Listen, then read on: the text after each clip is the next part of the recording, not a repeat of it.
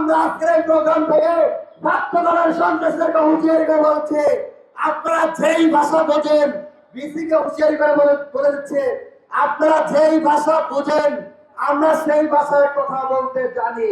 প্রাথমিক জ্ঞানের শিক্ষক কিন্তু তিনি পদার্থ বোঝেন না, তিনি বিএনপির শিক্ষা সম্পাদক কিন্তু ইতিহাস থেকে তিনি শিক্ষা গ্রহণ করেন নাই। আমরা তাকে আহ্বান জানাই, শিক্ষা গ্রহণ করুন, তা না হলে কিভাবে শিক্ষা গ্রহণ করতে হয় সেটা ছাত্ররা ভালো মতোই জানে। আমরা দেখতে পেয়েছি প্রক্টর মহোদয়, সহকারী প্রক্টরগণ যেভাবে শিক্ষার্থীদের উপর হামলা করেছে, এই হামলা ফ্যাসিবাদী প্রক্টর গোলাম রব্বানী, ফ্যাসিবাদী প্রক্টর মাসুদুর রহমানের সন্ত্রাসী হামলাকেও হার বাড়িয়েছে। মাকসুদ কামাল সিন্ডিকেটে এক সাইডে ৬০-এর অধিক ছাত্রলীগ নেতাকর্মীকে অপরাধের দায়ে বিশ্ববিদ্যালয় থেকে বহিষ্কার করেছিল, কিন্তু এই সন্ত্রাসের পাহারাদার দিতে বিএনপির শিক্ষা সম্পাদক আজকে ৬ মাস হয়ে গেছে, ৩-৪ মাস হয়ে গেছে, এখন পর্যন্ত শাহবাগ তারা আমরা তদন্ত প্রতিবেদন পর্যন্ত দেওয়া সাহস করে নাই।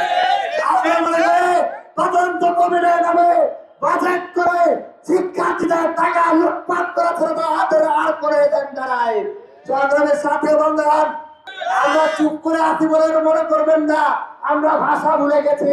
জুলাইয়ের প্রজন্ম হাসিনার ধৈর্যের পরীক্ষা দিচ্ছে, জুলাইয়ের প্রজন্ম হাসিনার দাঁড়াইছে, আপনার মতো সন্ত্রাসীদেরকে গোড়ার টাইম এই শিক্ষার্থীদের কাছে নাই।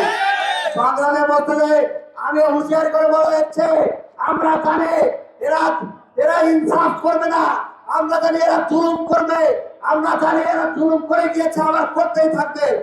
এখান থেকে দীপ্তকণ্ঠে বলে যাচ্ছে তারা হয়তো তদন্ত কমিটির পর তদন্ত কমিটি করবে, একের পর এক কমিটি করবে, কিন্তু বিচার করবে না। কিন্তু এখান থেকে বলে যাচ্ছে আমার ভাই সাধুর গায়ে যারা হাত দিয়েছে প্রত্যেককে আমরা বিচারের মুখোমুখি করবো। আমার ভাই ইমাম ভাইয়ের উপর যারা হাত দিয়েছে, আমার ভাই অন্তর্গত নারীদের উপর যারা হাত দিয়েছে, আপনারা লিখে রাখুন, সাংবাদিক বন্ধুগণ আপনারা এই ভিডিও সংগ্রহ করে রাখবেন, প্রত্যেককে বিচারের মুখোমুখি করা হবে। এই ক্ষমতার বাহাদুর বেশি দিন থাকবে না।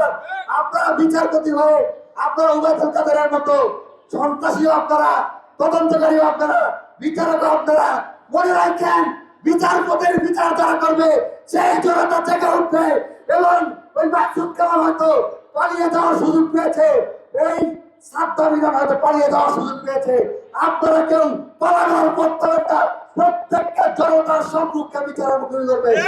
ছাত্র জনতার সামনে এই উন্নত ওয়াদা মুসাফ থেকে এই ওয়াদা আমি রেখে আমার বক্তব্য এখানে শেষ করছি।